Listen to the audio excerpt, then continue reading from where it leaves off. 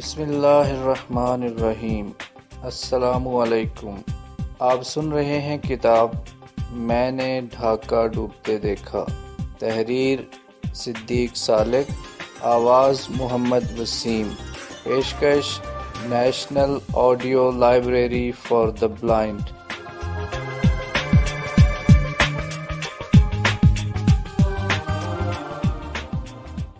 حصہ اول، سیاسی افق، باب 2، ریڑھ کا سرطان۔ اگر 1970 کی ابتدا میں سیاستدان، تاجر اور دانشور مغربی پاکستان سے ذہنی رابطہ توڑ چکے تھے تو کیا بنگالی سپاہی اس وبا سے محفوظ تھے؟ کیا کسی اندرونی شورش کو فروغ کرنے کے لیے ان پر بھروسہ کیا جا سکتا تھا؟ کیا ہندوستانی جارحیت کی صورت میں ان کا طرز عمل محب وطن سپاہیوں جیسا ہوگا؟ دوسرے لفظوں میں، کیا وہ ذہنی اور جذباتی طور پر باقی فوج سے ہم آہنگ تھے؟ میں پہلا شخص نہ تھا جس کے ذہن میں یہ سوال کلبلا رہے تھے۔ مجھ سے پہلے بھی کئی افراد اس تشویش کا شکار بن چکے تھے۔ ان میں سے ایک میجر جنرل خادم حسین راجہ تھے، جو مشرقی پاکستان میں متعین واحد ڈویژن 14 کے جنرل آفیسر کمانڈنگ تھے۔ زیر کمان سپاہیوں کی نفسیاتی الجھنوں سے باخبر رہنا ان کا سرکاری فرض بھی تھا۔ ان کے دل میں شبہات کا کیڑا اس وقت پیدا ہوا جب 1969 کے آخر میں بنگالیوں اور غیر بنگالیوں کے درمیان لڑائی جھگڑے شروع ہوئے اور بنگالی سپاہیوں کو اسے فروغ کرنے کی ذمہ داری سونپی گئی۔ اس نازک موقع پر بنگالی سپاہیوں کا نظم و ضبط بظاہر قائم رہا، مگر انہوں نے مؤثر کارروائی کرنے سے گریز کیا۔ یوں پتہ چلتا تھا کہ وہ تذبذب کا شکار ہیں۔ خطرے کو بھانپتے ہوئے جنرل راجہ نے انہی دنوں جنرل ہیڈ کوارٹرز کو ایک چٹھی لکھی، جس میں مقامی صورتحال کا تجزیہ کرنے کے بعد سفارش کی گئی کہ علیحدہ علیحدہ بنگالی اور غیر بنگالی یونٹوں کا فرق ختم کیا جائے اور بنگالی نفری کو غیر بنگالی پلٹنوں میں ضم کر دیا جائے۔ انہوں نے یہ تجویز بھی پیش کی کہ مشرقی پاکستان کی نازک صورتحال کے پیش نظر وہاں مغربی پاکستان سے تعلق رکھنے والے یونٹوں کی تعداد بڑھائی جائے۔ جنرل راجہ کی تجاویز صدر پاکستان جنرل یحییٰ خان کی اس تقریر کی روح سے متصادم تھیں جو انہوں نے 28 جولائی 1969 کو قوم کے نام نشر کی تھی۔ انہوں نے اعلان کیا تھا کہ افواج پاکستان میں بنگالیوں کی تعداد دگنی کر دی جائے گی اور یہ کارروائی بنگالیوں کی شکایت دور کرنے کی طرف پہلا قدم ہوگا۔ صدر پاکستان نے، جو فوج کے کمانڈر ان چیف بھی تھے، یہ فیصلہ کرتے وقت مشرقی پاکستان کی صورتحال کو کیوں پیش نظر نہ رکھا؟ اس کی دو ہی وجوہ ہو سکتی ہیں۔ یا تو انہیں بنگالی سپاہیوں کی نفسیاتی کیفیت کا احساس نہ تھا، اور یا وہ کسی سیاسی مصلحت کے تحت اس سے پہلو تہی کر رہے تھے۔ صدر پاکستان اور جنرل راجہ کی سوچ میں اس تضاد کے باوجود مؤخر الذکر کو اپنی تجاویز کی صحت اور افادیت پر اتنا یقین تھا کہ انہوں نے ہمت نہ ہاری اور GHQ پر متواتر زور دیتے رہے۔ کچھ عرصے بعد ایک سہانی صبح کو GHQ سے ایک خفیہ خط موصول ہوا۔ جنرل صاحب سمجھے کہ ان کی امیدوں کی کلی کھلنے لگی ہے۔ انہوں نے پراشتیاق بے تابی سے خاکی لفافہ کھولا۔ لفافے کے اندر ایک اور لفافہ تھا۔ اسے چاک کیا، خط کا متن پڑھا تو اس میں کچھ اور ہی نکلا۔ اس خط کے ذریعے جنرل راجہ کو کمانڈر ان چیف کا یہ حکم پہنچایا گیا تھا کہ مشرقی پاکستان میں 2 مزید خالص بنگالی پلٹنیں کھڑی کی جائیں۔ پہلے سے موجود بنگالی پلٹنوں کی تعداد 7 تھی، جن میں سے 4 مشرقی پاکستان میں موجود تھیں۔ گویا اب اس صوبے میں خالص بنگالی پلٹنوں کی تعداد 6 ہو جائے گی۔ یاد رہے، ان دنوں مشرقی پاکستان میں غیر بنگالی پلٹنوں کی تعداد 8 تھی۔ GOC کے لیے یہ حکم تشویش کا باعث ہوا۔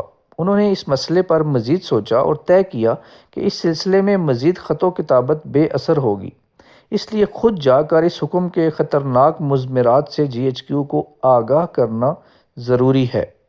چنانچہ وہ راولپنڈی پہنچے اور متعلقہ حکام کو بتایا، اگر آپ کا مقصد ایک الگ بنگالی آرمی کھڑی کرنا ہے تو بے شک نئی سے نئی بنگالی پلٹنیں کھڑی کرتے جائیں، لیکن اگر آپ فوج اور ملک کو متحد رکھنا چاہتے ہیں تو ازراہ مہربانی موجودہ بنگالی پلٹنوں کو باقی فوج میں ضم کر دیجیے۔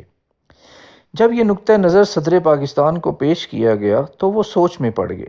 ایک طرف سیاسی مصلحتوں کا تقاضا تھا کہ فوج میں بنگالی نمائندگی کو بڑھایا جائے، اور دوسری طرف مقامی کمانڈر مشورہ دے رہا تھا کہ موجودہ بنگالی پلٹنوں کا وجود بھی ختم کر دیا جائے۔ فیصلے کی اس مشکل ساعت میں جنرل یحییٰ نے وہی کیا جو تذبذب کے شکار کمانڈر عموماً کیا کرتے ہیں۔ جنرل یحییٰ نے ایک بین راستہ تلاش کیا اور فیصلہ دیا کہ نئی پلٹنیں قائم کرنے کے ساتھ ساتھ موجودہ بنگالی پلٹنوں کو غیر بنگالی پلٹنوں میں ضم کرنے کی کارروائی کا آغاز کیا جائے۔ اس کی ابتدا یوں ہوئی کہ 19 ایف ایف میں بنگالی سپاہیوں کی ایک کمپنی شامل کر دی گئی۔ بعد میں 25 پنجاب میں ایک بنگالی کمپنی ضم کرنے کا پروگرام تھا۔ خیال تھا کہ اگر یہ تجربہ کامیاب رہا تو ضم کرنے کی اس سکیم کو آگے بڑھایا جائے گا۔ 19 ایف ایف میں بنگالی نفری کی شمولیت کے موقع پر 31 دسمبر 1969 کو فورٹریس اسٹیڈیم ڈھاکہ میں ایک تقریبی پریڈ ہوئی جو بخیر و خوبی انجام پائی۔ البتہ جی او سی کے ذہن میں یہ کانٹا برابر کھٹکتا رہا کہ اگر 19 ایف ایف میں ضم شدہ بنگالیوں نے کسی بہانے، مثلاً ہم گندم کی بجائے چاول کھائیں گے، شورش برپا کر دی تو یہ تجربہ مہنگا پڑے گا۔ جی او سی کا خدشہ بے بنیاد ثابت ہوا۔ 19 ایف ایف بنگالی نفری سمیت مشرقی پاکستان میں اپنے فرائض انجام دیتی رہی اور بعد ازاں اپنی باری پر مغربی پاکستان منتقل ہو گئی۔ بخیر گزشت۔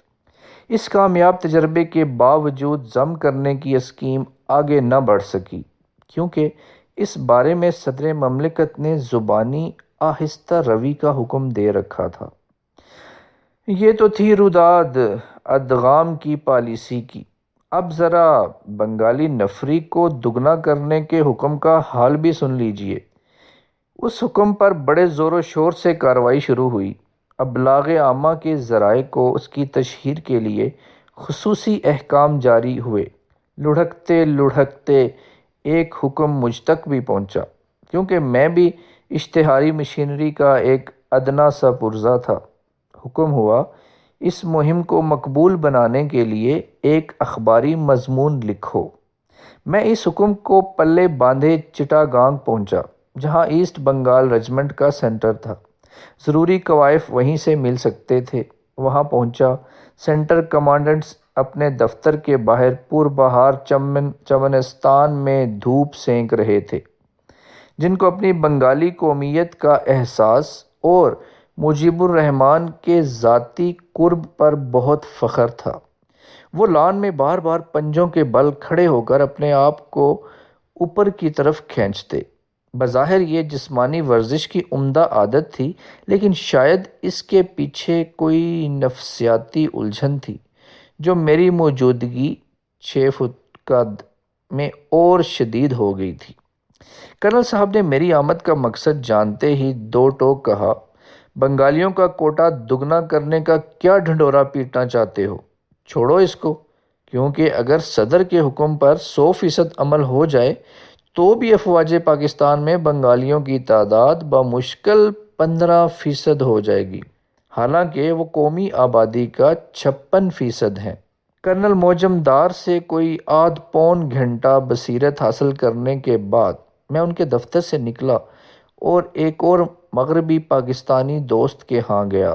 دوپہر کے کھانے پر میزبان نے سینٹر کمانڈنٹ کا از خود ذکر چھیڑا اور بتایا کہ چند ماہ پہلے بنگالی رنگروٹوں کا ایک دستہ سینٹر میں اپنی تربیت مکمل کرنے کے بعد کراچی روانہ ہونے لگا تو کرنل صاحب نے اسے خطاب کرتے ہوئے فرمایا، تم اب خوددار بنگالی سپاہی ہو، تم وہاں پنجابی افسروں کے بوٹ پالش کرنے نہیں جا رہے۔ وقت آنے والا ہے کہ وہ تمہارے جوتے پالش کیا کریں گے۔ کرنل موجمدار بنگالی سپاہیوں کے واحد سرپرست اور بہی خواہ نہیں تھے، انہیں ایک حاضر نوکری والے بنگالی لیفٹیننٹ جنرل اور ریٹائرڈ کرنل کی اعانت بھی حاصل تھی۔ میں ان دونوں سے ملا ہوں۔ فروری میں ڈھاکہ کے شمال میں جودیو پور کے مقام پر ایک تقریب ہونے والی تھی۔ اس کے مہمان خصوصی لیفٹیننٹ جنرل وسیع الدین تھے۔ انہیں وہاں ایسٹ بنگال ریجمنٹ کی دوسری بٹالین جونیئر ٹائیگرز کو رجمنٹل کلر عطا کرنا تھا۔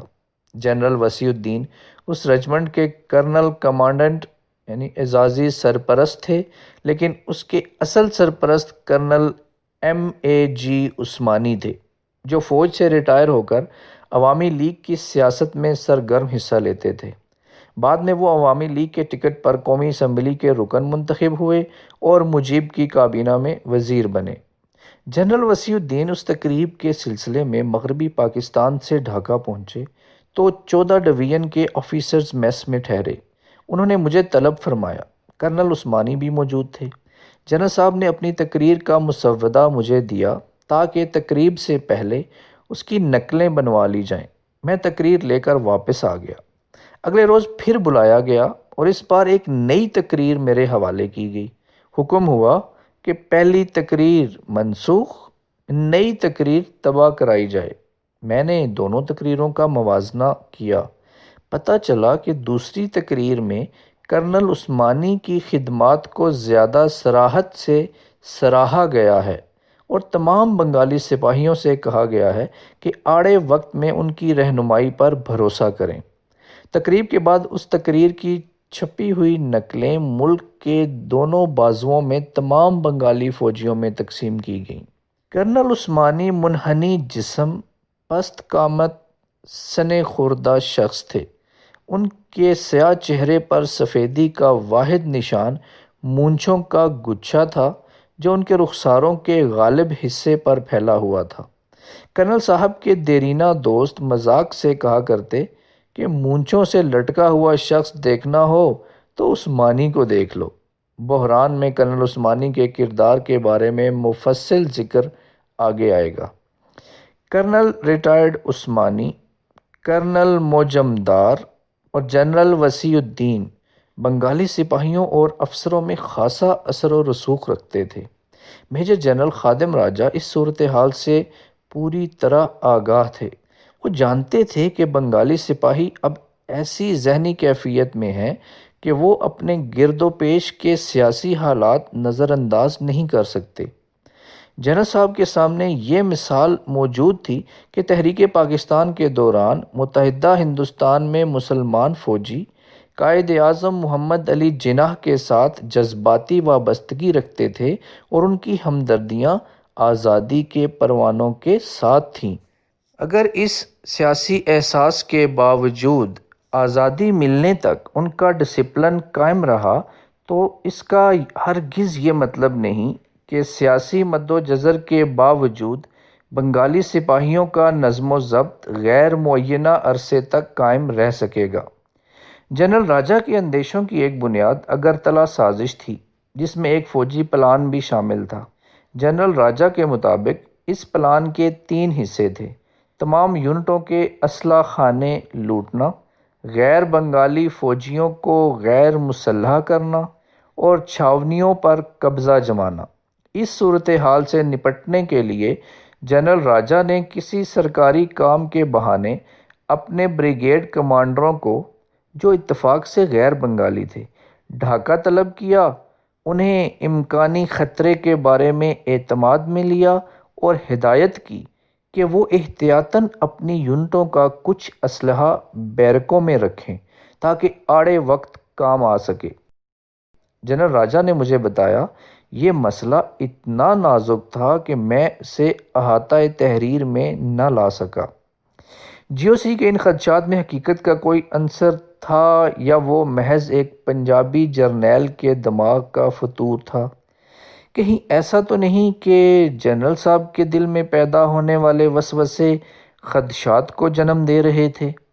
کیونکہ ہم حالات کے ایسے بھنور میں گرے ہوئے تھے جہاں واقعات کا منطقی تجزیہ مشکل تھا۔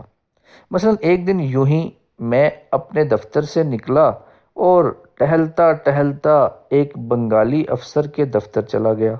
وہاں ایک اور بنگالی بیٹھا تھا، دونوں محو گفتگو تھے، مگر مجھے دیکھتے ہی خاموش ہو گئے۔ خاموشی کے چند ناگوار لمحے انتظار کرنے کے بعد میں نے کہا، کہیے جناب، کیا ہو رہا ہے؟ میزبان بولا، دراصل ہم اگلے اتوار کو مچھلی کے شکار کا پروگرام بنا رہے تھے۔ تو کیا میں بھی چلوں؟ نہیں، میرا مطلب ہے ابھی پروگرام فائنل نہیں ہوا۔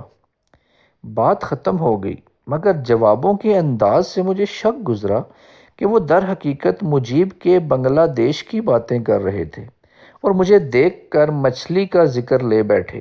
حالانکہ یہ بھی ہو سکتا ہے کہ وہ واقعی شکار کا پروگرام بنا رہے ہوں۔ حقیقت اور وہم کو جدا کرنا واقعی ناممکن تھا۔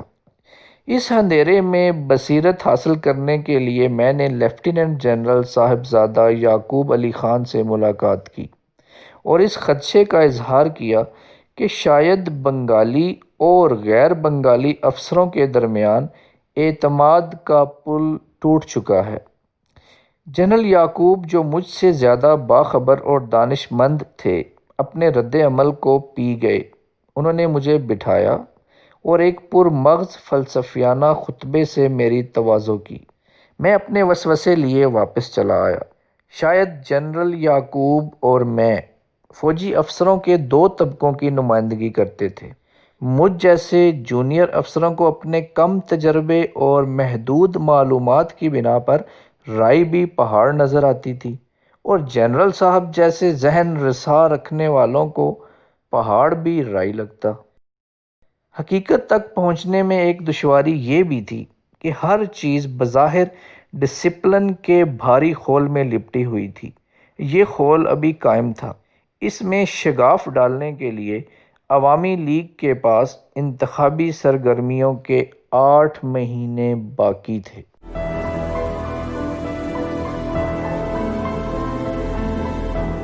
اگر آپ نے ہمارا چینل سبسکرائب نہیں کیا تو ابھی سبسکرائب کریں اور ساتھ ہی بیل آئیکن پر کلک کریں تاکہ ہماری نئی آنے والی بکس کی اپڈیٹس آپ کو ملتی رہیں۔ لائک کریں، شیئر کریں اور کمنٹس کر کے اپنی رائے کا اظہار کریں، اور یہ بھی بتائیں کہ آپ کو ہماری بکس کیسی لگتی ہیں۔